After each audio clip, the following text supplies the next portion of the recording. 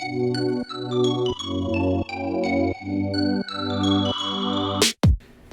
name is Kendra Tonan-Lizzarago. My age is 43. My preferred pronouns are female, and my sexuality is pansexual. Were there any signs or feelings from young childhood? Definitely, there was definitely signs and feelings from young childhood. Repressed them a lot, had a lot of anger issues. Played football to deal with it was really how I got through my childhood issues. At a time when I was growing up, the internet wasn't available, so putting a name to it was difficult, but once the internet was available to me, it became easier to understand there were other people's lives. When did you start questioning your gender? Was there a specific age, place, and an event? No specific event. Realized it probably early preteens.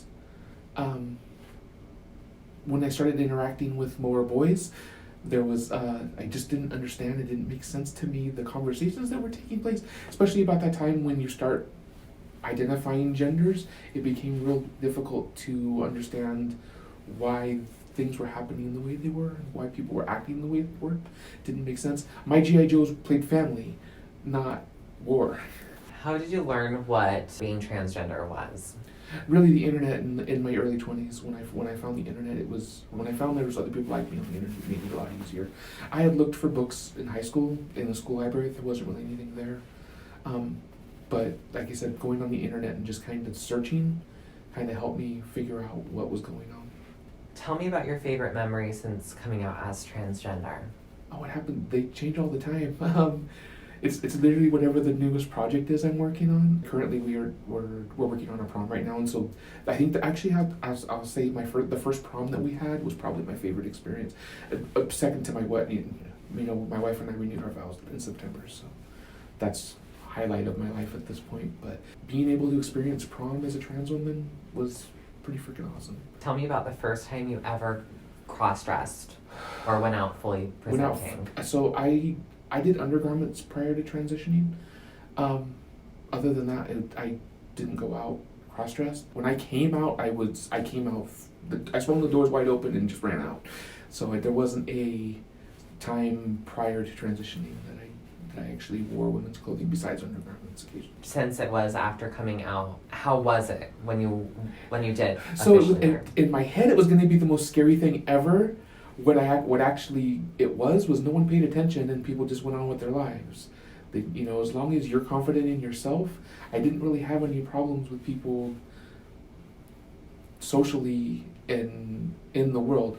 I mean, occasionally I've had some issues, but at that point, what I had built up in my head was much worse than what actually was. What is the first makeup item you remember wearing? A foundation. It's going through and just putting foundation on, and shortly thereafter discovering eyeshadow and playing around with that. So, tell me about coming out. Who did you tell first and what was their response? So my coming out was, it took about a year to get to the point where I was ready to transition. I gave myself a year. I was going to be the best man I could be at that point, and if one way or another, he was going away. I got to the point where I decided I was going to transition, and I woke my wife up at 4:30 in the morning because that's when she normally goes to work. It happened to be a Saturday, so I woke her up on a Saturday and talked to her. We spoke for 5 hours. By the end of the conversation, we had bagged up all my old clothes and went to Goodwill and bought anything we thought that might be in my size, and I've been out since then. So she's my second wife. I was supposed to have my kids for Thanksgiving. It would have been the first Thanksgiving after my separation. And my ex decided she was going to take the kids to her boyfriend's house 3 days before Thanksgiving. And so I was living with some friends, and he said, come to the house, your family anyways, come to the house, you can celebrate Thanksgiving with us. I said, but you're doing a family reunion. He's like, your family, come. And I'm like, okay. So I went and I met his cousin for the first time. He ditched me and left me with her. He set me up with his cousin, and we hung out. Later that weekend, we hung out, and then we decided to do the long dating distance thing. I was in California, she was here in Arizona, and we did the long distance dating thing for a few months, and just got to the point like, why am I miserable in California when I can be happy in Arizona? And so I moved out here to Arizona to be with her. But we got married because I needed insurance. I was having stomach problems and I needed insurance, and she works in HR for her company, and she's like, if we get married, you get on my insurance that day and we can get you taken care of. So we had a rushed wedding, got married, and that later that day I was in the ER the doctor's office getting scoped, trying to figure out what was wrong with my stomach. So the running joke for our entire marriage was, I married you for the insurance. What's the first conversation you had with anyone regarding your gender? So I did have some conversations with throughout the years with my wife, dropping hints, not full conversations, just like, hey, what do you think about this, or that kind of thing. Never a full conversation like I had when I came out. But I thought it was a lot more obvious than the people around me did. I surprised a lot of people coming out. How did you tell your parents and what happened afterward? So my parents live in California, or my father's passed away, but my stepfather and mother live in California. At first I told my children, and then I called my mother and told her. It didn't go well. But her and I didn't have a really good relationship prior to me transitioning. This was just the icing on the cake. So we haven't spoken now for 4.5 years. With the people here locally that you've been around, friends, family, extended family, how have they been with adjusting with things like pronouns? Really good, actually. I mean, there's my wife, when I first started transitioning, called everyone she or her or female pronouns just so she wouldn't mess mine up. Other people like in my life have been really good about it, and then chosen family and people I'm around, I mean, everyone's been real supportive with it. What was your first step into transitioning? Deciding to do it was the first step, I think. Mine kind of came around because of World of Warcraft. I was an avid World of Warcraft player, and the Pandaria expansion came out, and I could not I couldn't play the character. I just couldn't find where the role play was in it. It just wasn't working for me.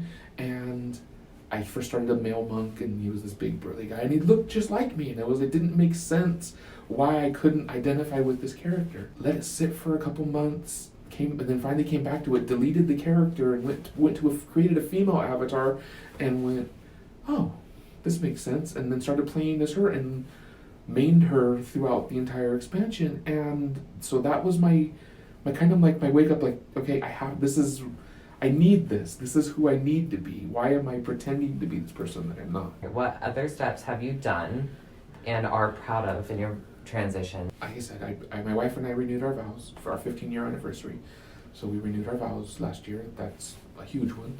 I got to put on a wedding gown and actually design my wedding gown and design the floral arrangements and design all that kind of stuff. So that was awesome. Being able to get my name changed and actually have all my legal documents show my name, getting my birth certificate with my name and gender on it. Those were huge steps for me. Getting that little piece of paper that has that information, the validation that comes along with that, is a huge milestone. Did it notably affect your dating and sex life? So I've been on hormones for a few years, and early part of hormones, my sex drive went away. I mean, that was something that happens with the hormones. I never was really into sex to begin with. I mean, it was always about pleasing her anyways. Like, for me, sex wasn't enjoyable. It took a few years, but now we have a very healthy sex life, and it took experimentation and trying to figure out what worked with each other. At what step did you feel you were being authentically yourself? Probably about a month and a half into transition, when I started seeing myself in the mirror for the first time. It was that fake it till you make it thing for a while. I'm just going to keep working at this. Seeing my mom in the mirror when I first started doing my makeup was, I don't even know how to describe how horrible it felt.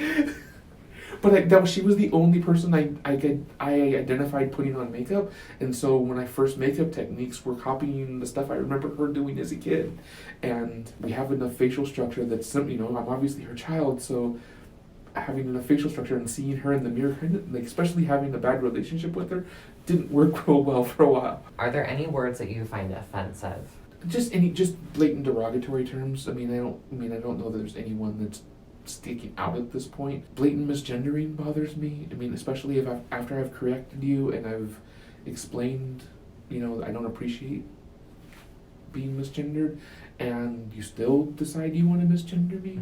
that becomes an issue for me. Being the president of a transgender organization, there's a lot of people in the gender nonconforming that have varying terms. I have one friend who prefers it as a pronoun. For the longest time for me, that was a hard thing to call them because I felt it was so derogatory. Being called it as a trans person is, devastating sometimes. But they're using it to take the power back for themselves, and that makes sense to me. And so I can appreciate them doing it, and so that the stigma to that went away for me. What kind of struggles have you faced in public with your gender? I'm a rather large person, and so being perceived female sometimes is an issue. Since augmentation, it's been easier to be identified female, but I worked at a plus-size women's clothing store for a while, and I got a right-wing Christian woman who would not accept me as who I am and made a point of telling me this multiple times. Wanted my help and wanted me to make sure I put her in the bra and the clothing she wanted, but made sure she knew I was a guy. And that was going to be throughout the conversation. Have you ever been a victim of a hate crime? And if so, can you elaborate? No, I mean just minor instances like that. No one's physically assaulted me. I've been verbally assaulted a few times, but no physical assault, thankfully. On a closing note, what is next for you? I'm going to school to be an esthetician and a laser technician. So ultimately, the goal is to open up a trans-affirming beauty care place for people who early in their transition. I know it was a hard time for me. Like we talked about, it was hard to figure out how to do makeup. So giving any trans person the ability to teach them that at a discounted rate where I can make a living but still support them is my dream goal. So that's where I'm going. So I'm going to school to do that. I'm the current president of TransSpectrum of Arizona, so we do outreach and work and stuff all the time, so I'm always working on that. That's pretty much what I do at the moment. That's my life. I am starting to perform drag. For someone who's transgender, you're a femme queen instead of a drag queen. And so I am starting to do that. And so that's the other thing I'm doing as an outlet for myself. It's being able to turn myself up to 11.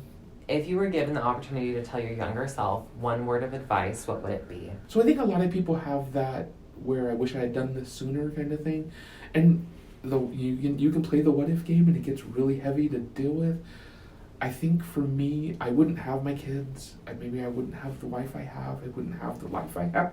So I transitioned it when I needed to transition. I think I would tell my younger self just to stick through it and not beat myself up as bad as I did.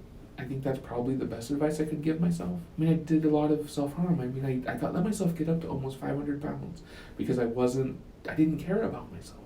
I didn't care what I put into my body and what I did because I just existing. And I wish I could live a little more, I think, when I was younger.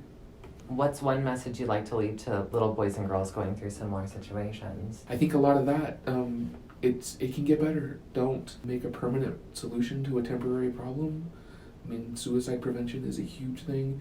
Find someone who supports you, whether it's in your family, a teacher, somebody, find someone that can support you because it'll make your life better.